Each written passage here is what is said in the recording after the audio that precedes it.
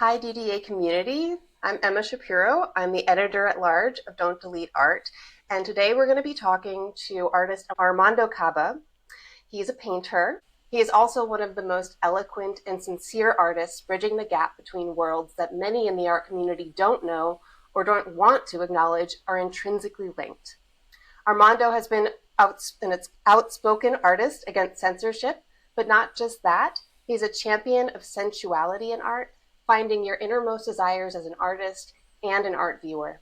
He refuses to have you only hear his voice, but also the voices of those who much of the history of art and the internet is built on. He has challenged the structure of the spaces we inhabit online, like many of you have. His avenue being through tricking Instagram algorithms with Renaissance titles and hiding his paintings behind the curtain of carousels. He has persistently endeavored to bring his art to those it speaks to. His painting program, Joy of Painting, getting chased around the internet from OnlyFans to Patreon and ultimately to Pornhub. We are going to talk to Armando about his journey, why pushing the walls of restriction matters, and what a safer, better, more artful internet could look like. I'm really touched by that. Thank you. Is there anything that is there anything you want to add to That's that? great. I couldn't have said it better myself, honestly. Thank you so much. Well, welcome, Armando. I'm really happy to have you here. I've been following your work for a long time, and I do sincerely believe that you are a wonderfully outspoken activist on the right side of history. So I guess I would like to start from the beginning, Sure. really. Okay. So you are from Montreal. You're based in Paris. The way that you got to Europe, from my understanding, is that you were accepted into the Florence Academy of Art, which is hmm very impressive.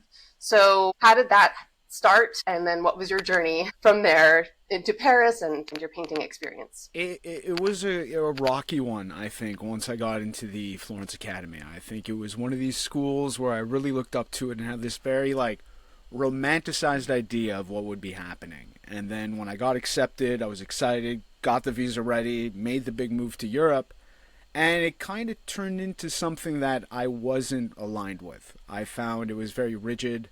I found the ideas that I had of it weren't true. I projected so much on it. And eventually, after 6 months, I quit. And that's when I started doing my own practice. I lived in Florence for 4 years. And eventually met some French artists who said, hey, you should come to Paris. Like, your work would be very much accepted here. And I've been here ever since. And it's been about close to a decade now. Yeah. What kind of work were you doing at that point that they thought would be best in Paris? Well, when I was in the academy, that was the first time I started diving into more abstraction and things that were outside of, the Baroque, Renaissance. I'm a big fan of Rembrandt. And I finally, I guess that was the moment where it kind of clicked, where I understood everyone else afterwards. Looking at modern art, looking at what's going on in the contemporary scene. And I guess, I don't know. I don't know if it's just part of my nature where I just wanted to do what they didn't like just to annoy them because I was annoyed with them.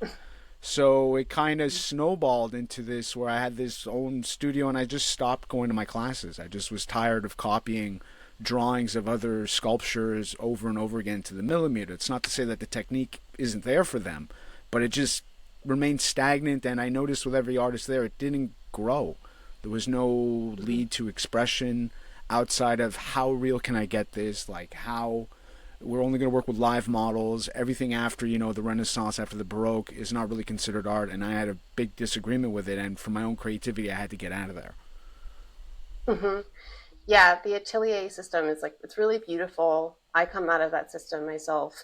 And but yes, it is. I find that it makes it harder to find your voice sometimes as an artist. Oh yeah, I mean, has oil painting, I think you oil paint, right? yeah, That's always been your language though, like your visual always, medium. yeah, always. I started with acrylic, I think, like everybody else, and then I found oil paint, and I got hooked on it, and I've never looked back ever since. So, yeah, before I did portraits, I always stuck with realism, and now I've kind of moved into a lot of other different series and works, and I don't let one, I guess, visual language hold me back in that regard. I see. So in the atelier system, obviously you were working with models. Mm. Did that have any bearing on like what your outlook was moving forward using the body as subject, the model's agency? basically? I mean, I've seen that you said something about how you didn't like artists feeling like the model should feel like it's an honor to be in the art studio and things like that. Yeah, there was a weird dynamic. I worked with models in university, and there's a etiquette that goes along with it. You have to respect the model. I'm fully with that. I think where I disagreed in the atelier system was people started referring to the model as it, Mm-hmm. and just a group of shadows and forms, which I understand when we're working, but like when we're talking at lunch and that's the only way you're referring to the individual who is gracing us with their time, I kind of had a hard time with this dehumanization element to it, whether it was conscious or not. I just kind of hit a ceiling when they said I don't agree with this. I love the human body. It's always fun to paint, but that still is a person in front of you. Yeah. The reason why I come through the atelier system is that I was an art model Okay. for many, many years. And yes, it is very annoying when you get referred to as it um, uh, or like a piece of furniture. And it is fascinating. When I have gotten to work with artists who are interested in in representing the person, it isn't something that you run across all that often. Of course, like portrait painters are going to do that because Yeah. it's their job to do that. But a model is intended to be kind of anonymous. And so it is an interesting balance. And I guess you see it a lot in the kind of artwork that has historically been sidelined or considered like degenerative, maybe, like Yeah. back in the day, like Egon Schiele, things like that. Artists who are working with sex workers Yeah. often, honestly. Mm-hmm. And you can see that there's humanity in those Yeah, those images. there's a connection there between. I find like Yeah. when you are depicting a model, whether you don't know that person's name or their background, it's not necessarily that you're depicting it just to be accurate and say this is what's in front of me and mimic a camera. It's essentially the artist's reaction to what's in front of them. There's a narrative there. There's going to be a narrative that's going to come out whether you like it or not. It's going to reveal something. Are you still using life models in your studio, or do you work Uh, from life? I work from photos. I generally, for my portraits, meet up with that person, and I do the whole kind of, I guess, like eccentric artist thing where I have to stay with you a while and kind of like watch you eat. I gotta watch you like move around, how Oh, you laugh, and all this and that before I then take the photo, get the pose, and then really understand this person's character better. do you enjoy that part of it?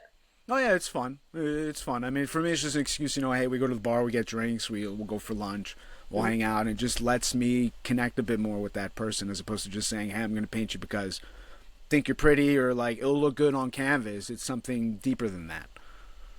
Oh, that's really interesting. I kind of want to pedal back Sure. to something you mentioned before that um, I see. I read an interview with you where you mentioned that you had always enjoyed like getting a rise out of people. Yeah. And I guess where you've ended up now came out of that. Well, didn't come out of that impulse, I suppose, right? Like it was a genuine reaction to what was Yeah. happening. Yeah, but you weren't Yeah. weren't afraid of doing it because this is something you enjoy doing. Yeah, it kind of became, I guess, second nature where to go against the grain or just be, if I was frustrated and the only way I can express it was through my art within this system, whether it be in university, in the academy, when we talk about censorship, I'm going to go the whole way and just play by Hmm. whatever rules you put in front of me. I'll bend them, I'll go into the gray zones and just drive you a bit crazy because it's, yeah, I mean, part of it I find fun, but the other part of it is I can prove to you how nonsensical these rules are and that they're not actually benefiting as much as people believe they are. Yeah, I mean, I usually see it as like exposing a hypocrisy Hmm. or something. So why don't you explain your art practice and then how you got into this countering censorship and disrupting, getting a rise out of people? I guess like with the erotics especially, those kind of just happen like overnight. Like it really, when Hmm. Tumblr had their ban on nudity and they started really doing what was called like the purge of removing adult content, anything related to the body that they felt would go against their terms of service. Having used that social media platform and learned a lot and had deep admiration for everything I was seeing, it was just basically it felt like sucking the life out of that platform, but also harming the creators at the same time. There were a lot of people who made a lot of posts about despair, that this was going to put them in a difficult position. Whether we're talking about artists who are commission based, who would get a lot of their audience from there, to sex workers who would have their link, and this would be where they would promote their page and their content. So something just spurred on where when I was reading the terms of service saying we'll accept Renaissance work, and they used Michelangelo's David as the example, it kind of clicked on like, okay, so we can have Michelangelo's David, we can have him full nude, but everyone else is not allowed. Like Renaissance work, you've made it very clear. And I remember their famous saying, females presenting nipples, that stuck with me. And the next week, I just got to work. I painted a vulva, called it, named it after a Rubens painting, and started testing the waters with censorship. That's really okay. I didn't realize that about that they were allowing Renaissance stuff. I mean, I know I'm more familiar with Instagrams, Yeah. their photos of sculptures and paintings. And yeah, it's like as if there's no art beyond like the 1700s or Yeah. something. Or that the art has um, to be made by someone incredibly established, that it's considered right. historical if we're going to see a nude body part. Exactly. Exactly. So then after that, what was the reception like? I think a lot of people were a bit shocked from my switch from portraits to now doing, vulvas, we're doing all sorts of holes, shafts, whatever it may be, whatever these Hmm. scenes are.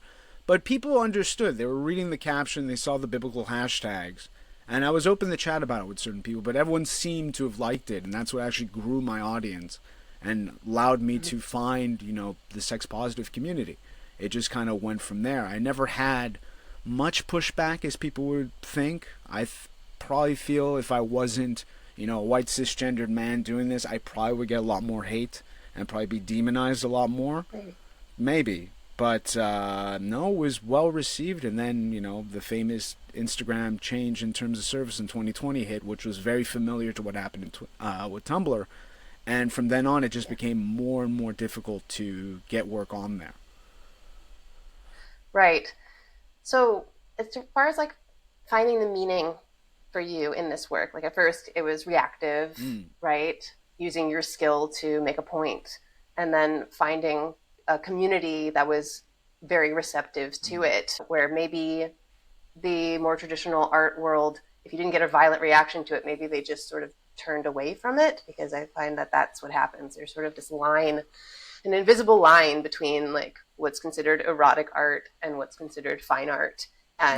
And it's easier to define what pornography is than what the difference between erotic art and fine art is. And I find that a lot of the art community, it's more that it gets treated with silence. Mm. They don't really want to comment on it, I agree with and you. that silence has been very detrimental. But there is a whole community online who's really appreciative. And so, as far as finding meaning in your work, like where did that start coming in? I think, like you said, apart from being reactionary and kind of acting out of defiance, I realized as this was going, one thing I didn't, I guess, I was stuck in my own way and never had this sense of, I guess, community from anywhere after going through the atelier system, being in art school.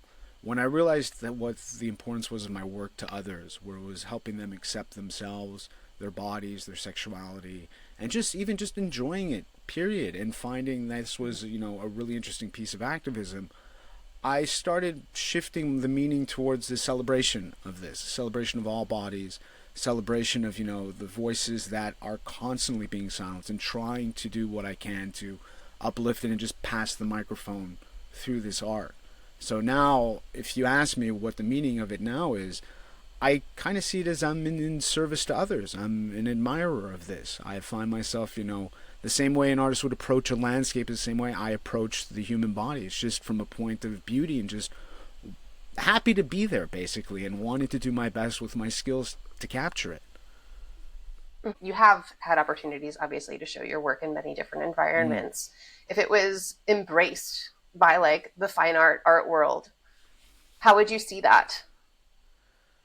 That's a good question, because the times that I had it put up, it's always been met with resistance last minute, and it always seems to Mm. be a a call from above. It's always from the manager. It's always from a different curator. It's never from the audience. And I don't know, because right now, every time I've tried to push this series and get into galleries and this and that, it's never received. I never even get a call back. I've always had some sort of issue in my experience, even so much as a blue chip gallery called me to help give my tips to them to how to circumvent censorship for their erotic show, but never reached out to say, hey, Hmm. maybe you can talk with the head curator and we can have a relationship. Nothing. I think the most I got out of that was a cold can of Perrier in the summer when I went to go visit the gallery. Like, that was it. So yeah, it's tough to imagine how it would be received. And after, would they erase the meaning? Would they want me to be more quiet about my support on sex workers? Would they want me to lean into a specific theme that fits their agenda, that aligns more with the interests of their collectors? It's tough. It's tough. I think that's a part of the game too. Is how far do you want to go? Do you want to be complicit? What's the allowance rate for you? And what's the, there's a trade off. Yeah, absolutely. I mean, that's what we see a lot of with artists who are facing visibility Mm. issues online for whatever reason. Is you ultimately have to kind of bargain with the entity that you can't communicate with, Yeah. obviously. But it's like you have to find your way, and there's a lot of concessions that get made in that process. Some people have found skillful, fun ways to kind of play with it. You're Mm. one of those people. Some people have completely changed the practice, and my worst fear is that a lot of people have just shut down completely, and Yeah. felt like it was their fault because they were doing the wrong kind of art or something. And that's what we risk losing in these top down systems Mm. where that judgment is coming from the top, whether it's Meta or a gallery owner. Or even the galleries that I've spoken with, a lot of them follow me on a second account because they don't want to have the risk of being reported because they're associated with me.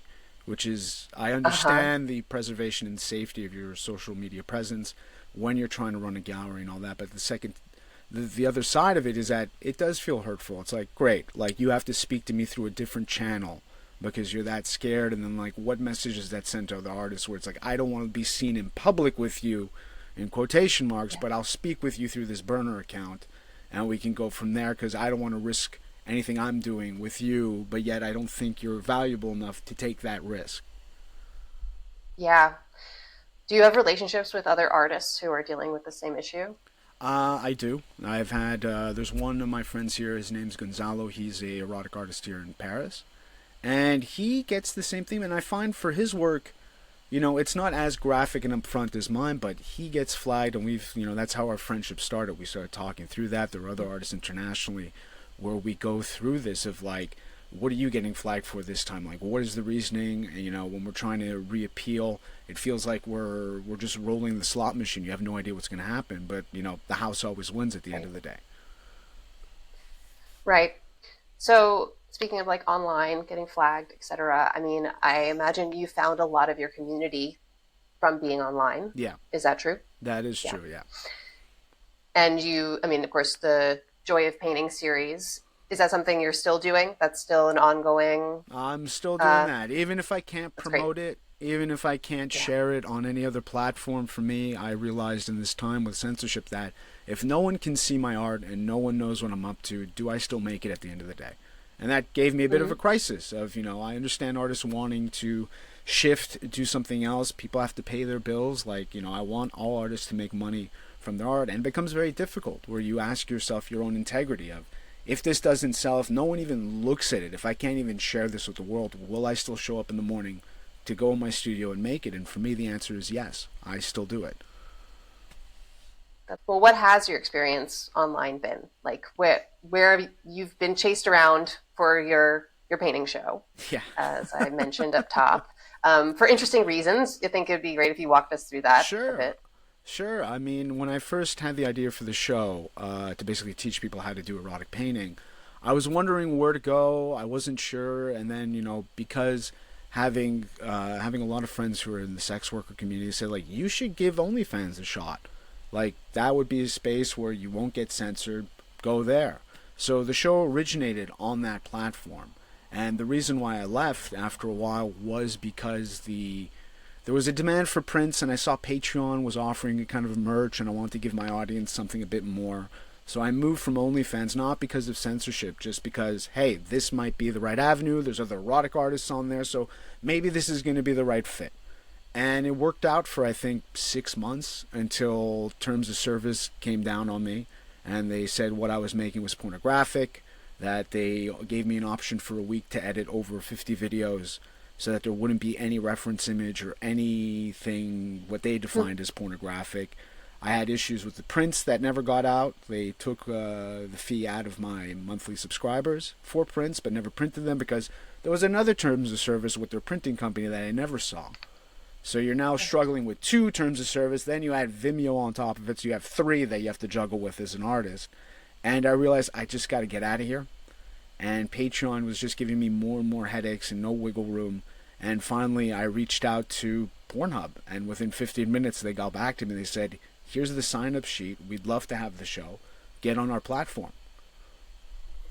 That's really incredible. Yeah, that's called the stack when Yeah, there's multiple terms of service stacked on top of each other, and once you're in violation of one of them, particularly when it's closer to the money, yeah. then you end up with real big issues. And it's a big problem when it gets going with the payment platforms and Oh yeah. Printful, which is the one that you had the issue with, right? That one, and what was wild is that they were censoring all the queer scenes that I had.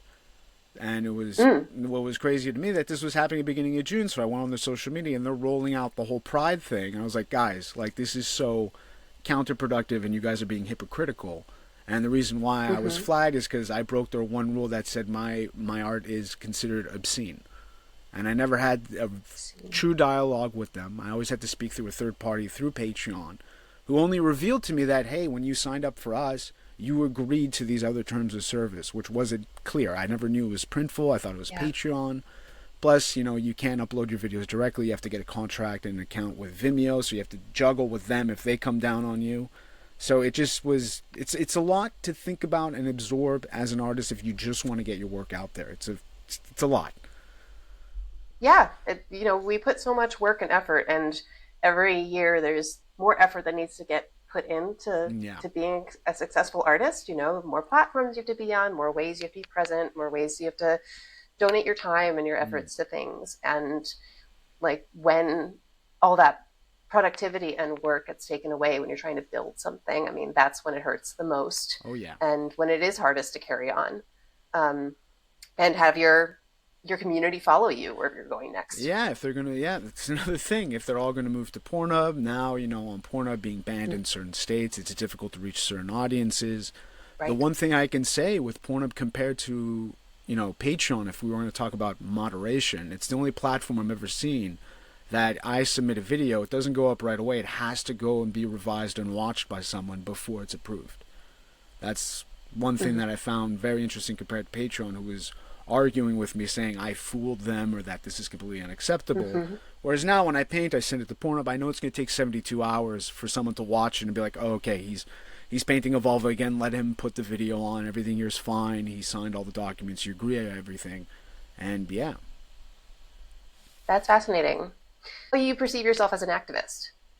I I don't know really. I don't really label myself as an activist. I just kind of see Mm. myself as I saw an opportunity to kind of do the right thing and just talk about it, just listen. Because a lot of it, I Yeah. think, is not just, when you say activist, it's not just, being in the street, being loud, constantly, challenging the system. A lot of it is having to unlearn and listen and read. There's a lot of self reflection. There's a lot of parts of you that you have to really dig deep and realize, oh wow, I was indoctrinated with this mentality from such a young age. Like, how do I get rid of it? Where did it come from? What is the context of it? And that's part of the work. There's always work to do in some regard. There's plenty of lanes to it. So I think for me, it's just trying to be a better person. I see it more as that than an activist. I mean, I have no problem being labeled an activist, but for me, I'm just trying to do the right thing at the end of the day. I mean, you use your platform to speak out. You get interviewed and you get the opportunity to write, and you've had a few different like things you've tried on your Instagram. There was like an artist experience or something, the infographics. Like you've Mm. used your platform to try to educate people or let them find out that path to Yeah. understanding their own psyche a bit better. So I would deem you an activist myself, um, but it's a personal choice. Yeah. I appreciate it. I think said in the past, or I'm not quite sure exactly what you said, but I know that you've had some sentiments about that some anti-art censorship groups or people are getting it wrong, like Mm. in their approach. And I would love to hear more about your opinions about that. I think the approach is that if you're going to go against censorship and you want, freedom of expression, I think if, I've seen certain artists who kind of fail to see the bigger picture, that they are being activists, they are being loud about it, but I feel like you can't be in for one and not for all. Like if you are going to go and, it's devastating to have your art removed. It's devastating to be silenced. To feel that your creativity is not acceptable and being dictated by, you got Zuckerberg who now is going through this whole like manosphere reimage. We have this guy who's basically calling the shots and you feel powerless. I get it. But there's also this moment where you have to listen to others who are also experiencing the same thing and even worse. And that's where I have an issue with certain art activists who do erotic art but yet fail to acknowledge sex work, fail to acknowledge, the LGBTQ community. It just very remains on them. And I get it. It's very personal. But at the same time, if you really want this to have meaning and have an impact, there is strength in numbers and you have to be in solidarity with others. Yeah, that is something I agree with. Absolutely. And, it's also true that, a lot of the spaces that we're inhabiting, a lot of just the internet in general, and Mm. like I mentioned up top, like art history is a space that's occupied or formed by people of the sex work community, Mm-hmm. and marginalized communities who found these spaces originally to be safe spaces for themselves. And of course, then it became a place where everybody is. Yeah. So respecting the fact that the foundation of these spaces is really important. And you've spoken about that a lot. I would love to hear some more words about that. Oh, well, I mean, one example that comes to mind is now seeing artists move to OnlyFans. Like, if you go to Mm. OnlyFans, you have to acknowledge who built that platform. And I'm not talking about the programmers, I'm not talking about the shareholders, I'm not talking about who's at top. It was the sex worker community that made that what it is. It is a powerhouse. And if you're going to use that platform, yet you are going to be silent regarding issues with sex workers that experience injustice and discrimination, you're kind of being a hypocrite. You're kind of gentrifying that space in a way. Like I find myself being on Pornhub, I'm a guest in that space. Even though I use it, it's a platform that works for me. I have friends on there, I've met other creators. I'm still a guest and I'm forever grateful to be there. And I know I always will have to be vocal about it. I can't just sit there, take advantage of this platform that was built by others just so it could benefit me at the end of the day and frame it as, oh yeah, I'm doing this because of censorship. Like, yes, I'm doing it because of censorship, but we have to look at censorship as a whole and all these communities that are being impacted by it. Yeah. I'm thinking about with Don't Delete Art and like other groups that Mm. are working with artists at risk, particularly like refugee artists, right? A, Yeah. a, a big section of the art community that is affected by censorship are people who are being politically censored. Mm. And of course, sex and politics go hand in hand, but they also might have nothing to do with Yeah. sexuality that they're talking about, or even the body. How would you see all of these branches of censorship online melding? Like, how could an artist like you collaborate, say, with another artist who is a refugee from another country because of their political art? Is there any overlap that you see? I mean, definitely would be overlap already. Just saying artist right off the bat, there's an immediate point of connection, so there's Right. no reason to not have a dialogue and not listen and True. not hear these experiences. And if it's a question of what, handing the keys over to my platform to someone who needs to be heard, for sure. That doesn't bother me at all. Mm-hmm. Or trying to give advice saying, hey, what are your tools? Like, how do you try to circumvent it? How are they pushing back on you? I can share my experience of how I've been pushed back, try to find a new avenue, being, creatively chaotic with that if it's a question of having different captions, different taking over a different hashtag, whatever it may be. I find there needs to have that dialogue and there needs to be that, arm in arm with others to help them out. Yeah, I think that's totally right. But of course, the baseline uh, connection is that you're all artists, and that should be the bottom line, that we want to lift each other up. Yeah. I just ask because something that's on my mind. Working in this space of trying to be an advocate for artists' rights online, getting artists to understand their own digital rights. A lot of the Mm. artists we're dealing with are the artists who use the body, and the concept of the body as inherently sexual, it being a barrier to a lot of digital access, it being a barrier to visibility because of Mm. a lot of terms of service or just where audiences are. But there is also an increasing number of artists around the world who are being chased off of digital platforms or being made at risk on digital platforms because of the art that they make. And certain ways of protecting ourselves online are also becoming more weakened, right? You Mm. mentioned Mark Zuckerberg, and now with the way that he's remodeling his policies, it allows for a lot more harassment on a platform like that.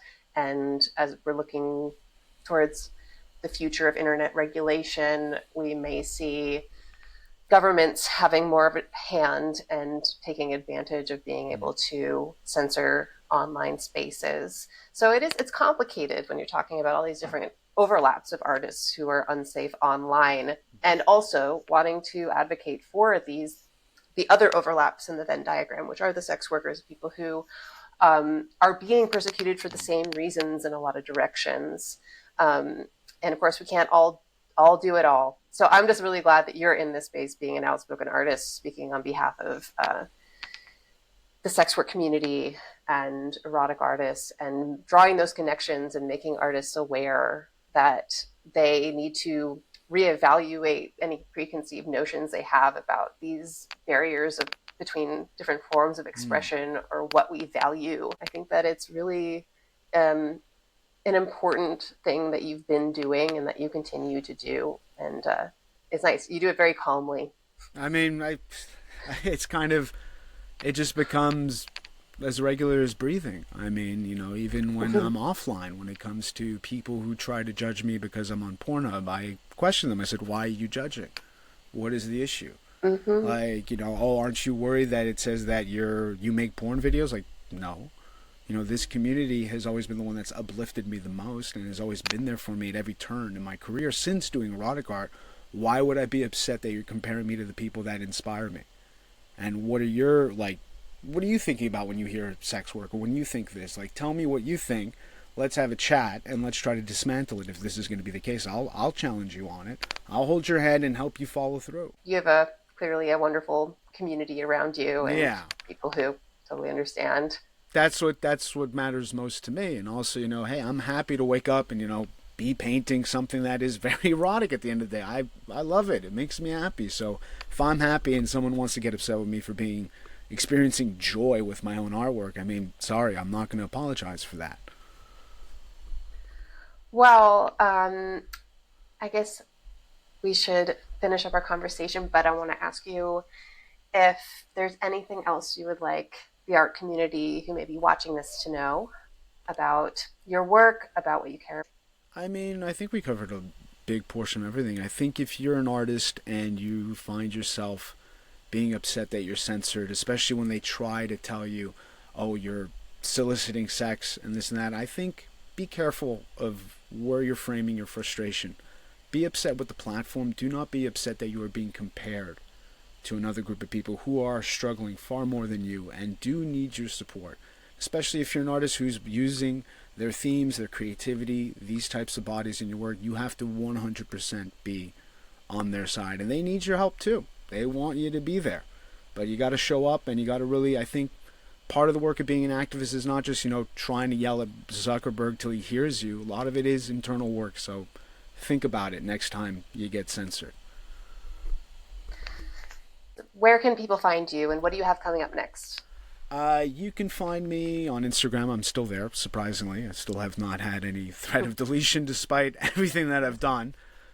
Still there. Other than that, you can watch the painting show if you want on Pornhub. Just type my name. I'll be there. And as for things going on now, nothing really. I mean, just still working, still just painting, still going with it and seeing where this takes me at the end of the day, both with the activism, both with this series. So far it's been fun, and I'm leaning more and more into just, playing the role of admirer. I'm just an admirer at the end of the day.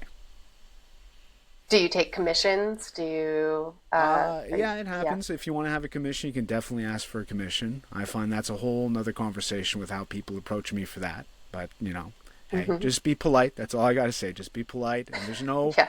there's no weird question or weird answer. Just be upfront.